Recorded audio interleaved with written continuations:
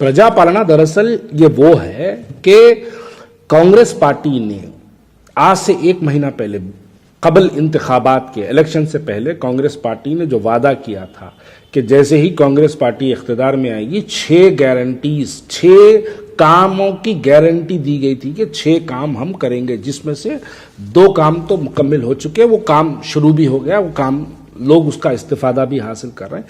Transportation का, women's free transportation का और आरोग्यश्री का, ये 2 काम तो हो गए हैं जिसपे आवाम उसका इस्तिफादा हासिल कर रही है। बाकी के जो 4 स्कीम थे, 500 रुपये गैस सिलेंडर, 5 लाख रुपये, बहरहाल बाकी के जो 4 और गारंटीज थी, वो गारंटीज को अब करने का वक्त आया है। इलेक्शन को आज 25 दिन हुए हैं, नतायज आके 3 तारीख को हुआ था, आज 30 तारीख है।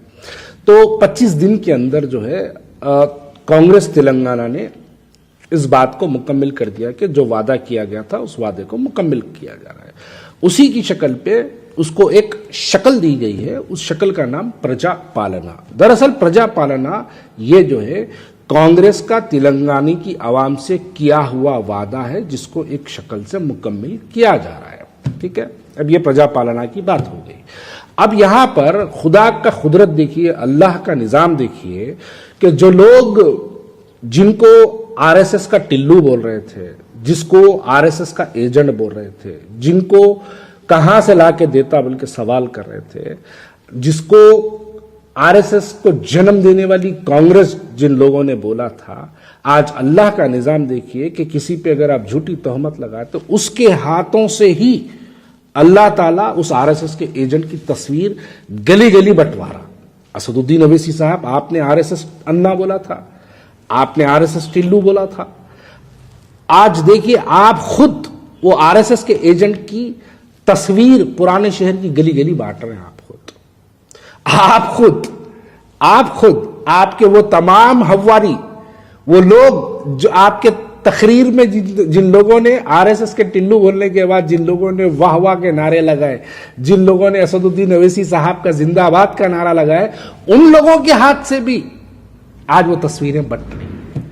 ये किसी पे झूठा इल्जाम लगाने का वजह। एक साहब तो यहां तक बोल दिए, कहां से लाके देता, जोरू के महर से लाके देता, क्या पूछे थे एक साहब। आज वही साहब उसी की तस्वीर पुराने शहर की गलियों में बांट लेते फिर रहे। तस्वीर से मुराद फॉर्म की बात कर रहा हूं मैं। उसी की तस्वीर पुराने शहर की जो है गलियों में बांट लेते फिर रहे। किसी पे झूठे इल्जामात नहीं लगाना। खैर ठीक है, चलिए, आवाम का फायदा हो रहा। कांग्रेस पार्टी ने वादा किया था, कांग्रेस पार्टी के वादे के मुताबिक ये काम हो रहा है।